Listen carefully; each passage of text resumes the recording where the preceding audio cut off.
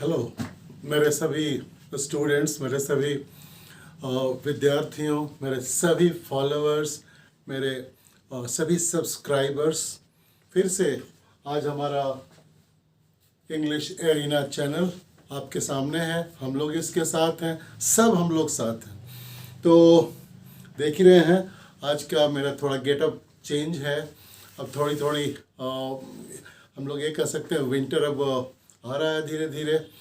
Festival time भी जा चुका है और अब जाड़े का मौसम, विंटर सीजन आ रहा है। तो उसमें अब क्या करना है कि अब सारी तरह तरह के अब एग्ज़ाम्स, एकेडमिक एग्ज़ाम्स जैसे कि यूनिट टेस्ट, बहुत सारे बच्चों के प्री बोर्ड्स के एग्ज़ाम जैसे कि CBSE के, ICSE के बहुत सारे प्री बोर्ड्स एग्ज़ाम्स, बहुत सारे मॉक टेस्ट आएंगे।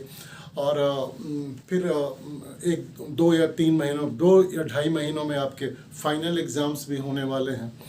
तो अब हमें करना क्या है कि अब हम लोग फेस्टिवल टाइम के हैंगओवर से निकल के और फिर से हमें स्टडीज़ में लगना है। अब ये हमारा स्टडी टाइम है। तो आइए, आज का जो हम लोग टॉपिक है वो टॉपिक हम लोगों ने चुना, ये है वॉइस, जो आपको बिल्कुल क्लियर नज़र आ रहा होगा 3 कलर में। वॉइस एकदम क्लियर, अगर क्लियर है तो लिखेंगे। और मुझे उम्मीद है कि आप लोग थोड़े कुछ नोटबुक्स, एक डायरी या एक नोटबुक या एक पेन वगैरह लेके ज़रूर बैठते होंगे और कुछ कुछ इम्पॉर्टेंट चीज़ें नोट डाउन करते होंगे, जिससे कि जब भी आपको रेफरेंस की ज़रूरत हो आप उन्हें रिव्यू कर सकें, देख सकें। तो आज आइए, इसके पहले कि हम लोग अपना टॉपिक यानी चैप्टर शुरू करें, एक छोटा सा जैसे हमारा कस्टमरी ये होता है, इंट्रोडक्शन होता है, छोटा सा बेसिक्स था। मेरा नाम SP सर है और मुझे 24 से 25 सालों का इंग्लिश टीच करने का डिफरेंट एफिलिएटेड स्कूल्स में एक्सपीरियंस है। तो ये बेसिक से इंट्रोडक्शन के बाद आइए अब हम लोग आते हैं वॉइस पे। हमारा ग्रामर का ये बहुत ही इम्पोर्टेंट चैप्टर है और टेंस के बाद हमने ये लिया शायद 1-2 टेंस के कुछ लास्ट में फ्यूचर के बच गए हैं, फिर हम लोग अभी कर लेंगे। लेकिन आइए, अब एग्ज़ाम्स के सीज़न है तो हम लोग कुछ इम्पोर्टेंट चैप्टर्स को भी टच करते हैं। तो वॉइस अब हम लोग स्टार्ट करेंगे। वॉइस क्या है, वॉइस हम लोग सीखते क्यों हैं, इसकी ज़रूरत क्या है। तो देखिए, वॉइस देखिए लिखा है कि voice is a form of verb which tells whether the subject is doing something और something is being done to it. हमारा ये वॉइस हमारा वाच्य हिंदी में जिसे बोलते हैं, ये बताता है कि हमारा जो सब्जेक्ट, हमारा जो करता है, वो खुद कुछ कर रहा है या उसी के साथ कुछ किया जा रहा है। तो अगर सब्जेक्ट हमारा कुछ कर रहा है, इसका मतलब वो एक्टिव है। If the subject is doing something then it is active. तो वो जरूर एक्टिव है, इसलिए वो एक्टिव वॉइस में आ जाएगा नेचुरली।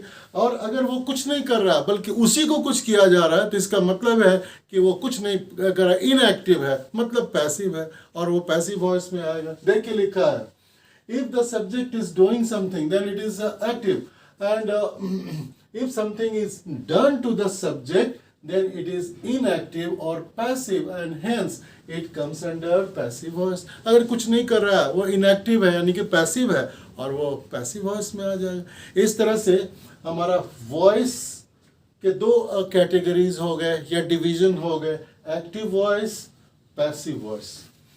लेकिन एक बात जरूर ध्यान रखिए मेरे रीडर्स, कि ये बोलने के ही अलग अलग तरीके हैं, है ना। मीनिंग चेंज नहीं करना है, मीनिंग बिना चेंज किए एक्टिव से पैसिव, पैसिव से एक्टिव हम लोग करना सीखते हैं।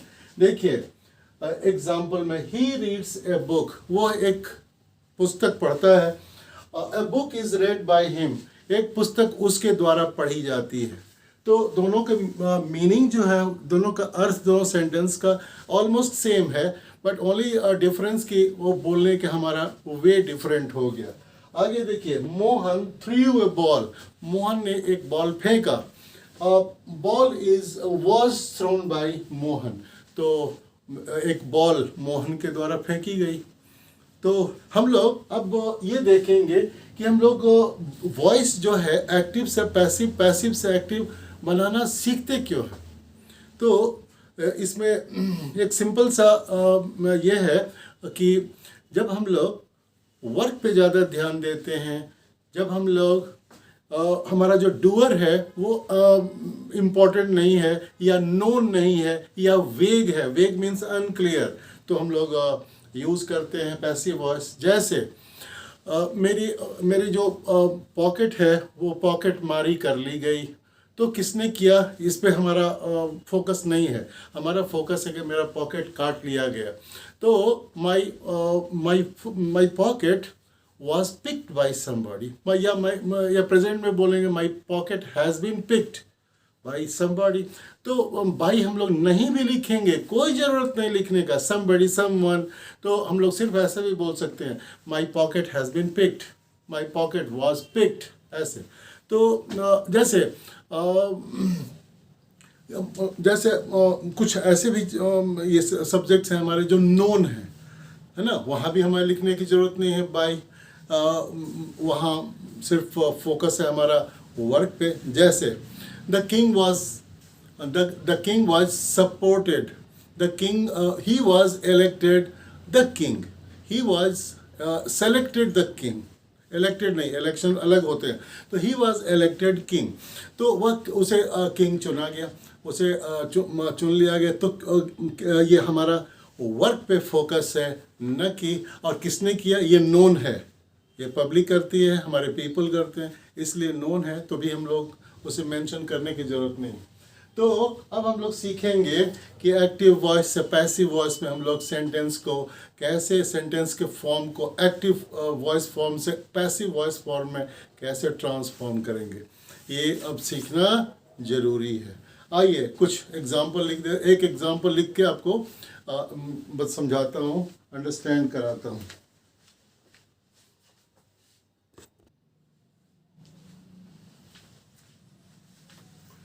तो देखिए एक एग्जाम्पल यहाँ आ चुका है और आपके हेल्प, ये समझने में ये बहुत हेल्प करेगा कि कैसे एक्टिव वॉइस से किसी सेंटेंस को पैसिव वॉइस फॉर्म में हम लोग कैसे ट्रांसफॉर्म कर सकते हैं इजीली। तो देखिए होता क्या है कि एक सेंटेंस हमने अगर एफर्मेटिव में यहाँ लिखा हुआ है, एफर्मेटिव फॉर्म में लिखा हुआ है, जिसे हम लोग स्टेटमेंट फॉर्म में बोलते हैं। यहाँ लिखा my friend drinks a glass of milk.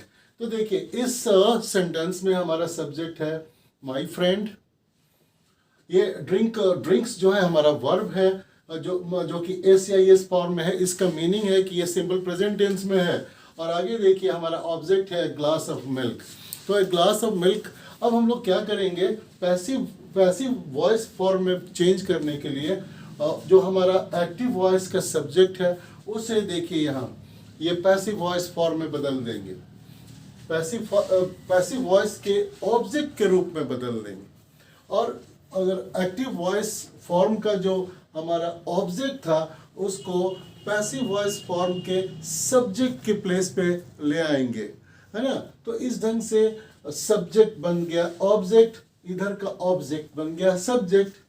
कितना इजी है, लेकिन थोड़ा सा मुश्किल यहाँ ये ध्यान रखना है कि हमारा जो वर्ब है वो अब हमेशा पैसिव वॉइस फॉर्म में हमेशा ऑलवेज V3 फॉर्म में रहेगा, means past participle form, verb का थर्ड फॉर्म में रहेगा। और एक चीज और ध्यान देना है, वो बहुत ही इंपॉर्टेंट है कि टेंस के अकॉर्डिंगली एक वो मेन वर्ब के पहले मीन्स V3 फॉर्म के पहले एक हेल्पिंग वर्ब जरूर आएगा। इसको हमेशा ध्यान रखिए। जरा से भी ये गलती हुई कि आपका पैसिव वॉइस फॉर्म खराब हो जाएगा और वो रॉन्ग होने के चलते 0 मार्क्स मिलते हैं। तो इस ढंग से हमने फिर से हम लोग ये करते हैं कि एक्टिव वॉइस का सब्जेक्ट पैसिव वॉइस का ऑब्जेक्ट बनाया जाता है, एक्टिव वॉइस का ऑब्जेक्ट पैसिव वॉइस का सब्जेक्ट बनाया जाता है। हमारा जो वर्ब है कोई भी फॉर्म में रहे, किसी टेंस में V1 में रहे, V2 में रहे, ING फॉर्म में रहे या S या ये जुड़ा रहे, वो निश्चित तौर पे V3 में कन्वर्ट किया जाएगा। और फिर टेंस के अकॉर्डिंगली, सेंटेंस के टेंस के अकॉर्डिंगली एक हेल्पिंग वर्ब का सपोर्ट लेना बिल्कुल ज़रूरी है। तो ये ऐसा हमारा कन्वर्शन का एक बहुत इम्पोर्टेंट ये हमारा तरीका है। और एक चीज़ आपको स्टूडेंट्स ज़रूर इसमें नज़र आया होगा एक बात कि इस सेंटेंस में ऑब्जेक्ट, यहाँ देखिए ऑब्जेक्ट को सब्जेक्ट बनाएगा, लेकिन वैसे सेंटेंस का क्या जिसमें ऑब्जेक्ट हो ही नहीं, जैसे द चाइल्ड इज स्लीपिंग, कैसे बनाएंगे? तो वैसा सेंटेंस बन ही नहीं सकता, पैसिव वॉइस में कन्वर्ट हो ही नहीं सकता।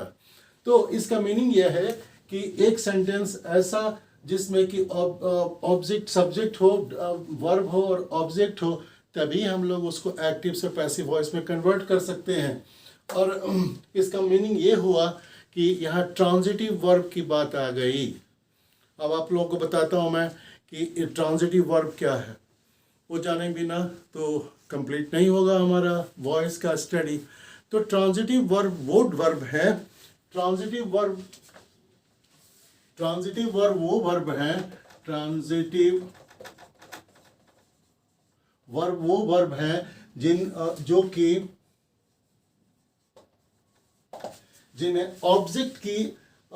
ऑब्जेक्ट की बिल्कुल नीड होती है, जरूरत होती है कंप्लीट मीनिंग या सेंस देने के लिए, उसे कहते हैं ट्रांजिटिव वर्ब। और इंट्रांजिटिव वर्ब कौन से हैं? ऐसे वर्ब जो जिन्हें ऑब्जेक्ट की जरूरत नहीं पड़ती, वो खुद में ही कंप्लीट मीनिंग देते हैं। जैसे the child is smiling, the horse is running, they are laughing. तो इस टाइप के जो वर्ड, ये वर्ब्स हैं, लाफिंग, रनिंग, इस टाइप के वर्ब हैं, स्लीपिंग, वो इंट्रांजिटिव है। तो जिन सेंटेंसेस में इंट्रांजिटिव वर्ब होंगे, जहाँ ऑब्जेक्ट होगा ही नहीं, वैसे सेंटेंसेस को आप किसी भी हालत में कतई भी ये पैसिव वॉइस में चेंज नहीं कर सकते। तो ये हमारा एक बहुत इम्पोर्टेंट सीख है। अब आइए हम लोग देखते हैं कि टेंस के अकॉर्डिंगली कौन कौन से हेल्पिंग वर्ब लगाए जाएंगे, उसका भी हम लोग चार्ट तैयार कर लेते हैं। आइए देखते हैं।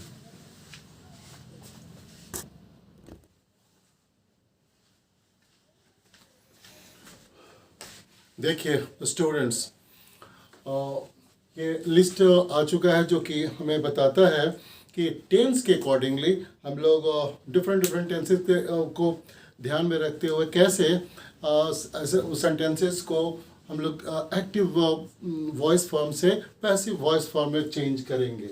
देखिए अब हम लोग लिस्ट को ज़रा समझने की कोशिश करते हैं। देखिए यहाँ सिंपल प्रेजेंट टेंस है। सिंपल प्रेजेंट टेंस में अगर हम लोग एक वर्ड ही लेते हैं, मान लीजिए हम लोग लेते हैं इनवाइट को हम लोग अगर लेते हैं तो हम लोग सिंपल प्रेजेंट में या तो इनवाइट होगा या इनवाइट्स होगा।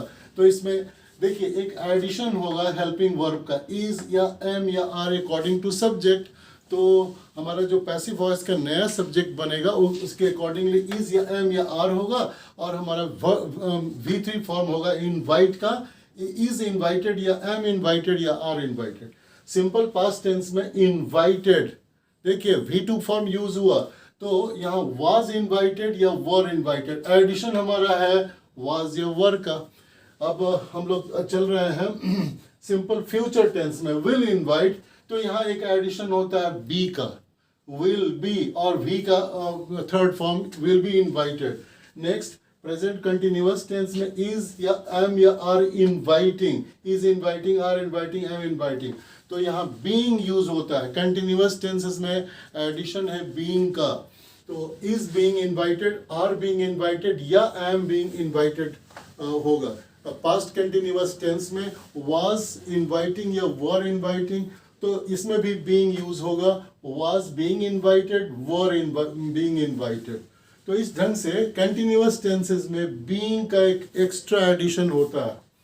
अब देखो यहाँ है present perfect tense, has invited, इसमें V3 यूज होता है, या हैव इनवाइटेड, तो इसमें बीन एक एक्स्ट्रा एडिशन होता है।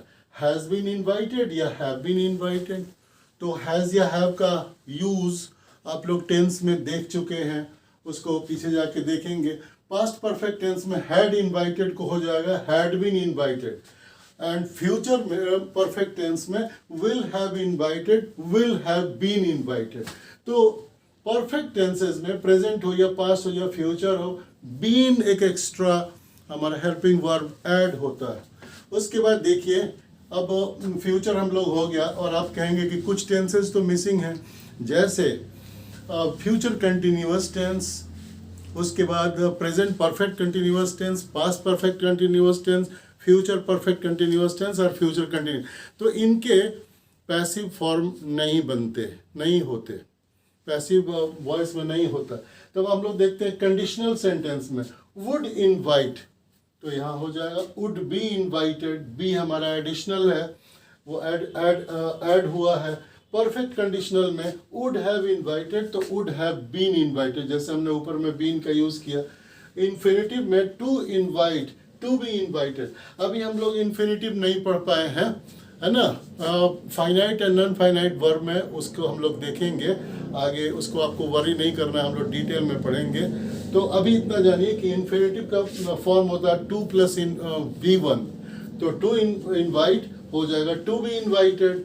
Participle ING form of verb होता है इनवाइटिंग, तो बीइंग इनवाइटेड।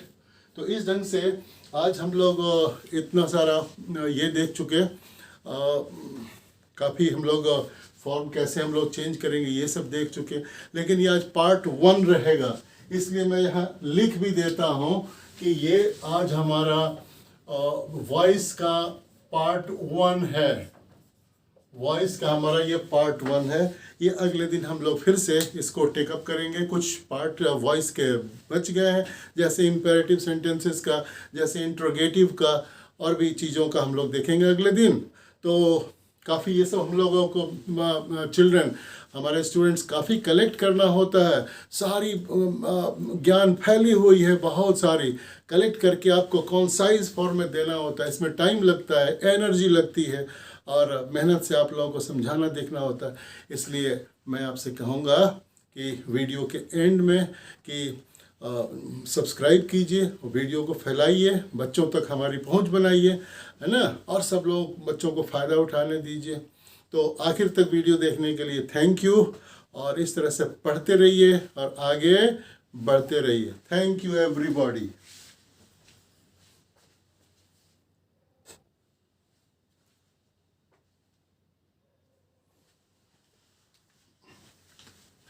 आज का मैं जाने के पहले एक्सरसाइज आप लोगों के लिए छोड़ के जाता हूँ, और आप लोग देखेंगे और इसे अपने नोटबुक में ज़रूर बनाएंगे।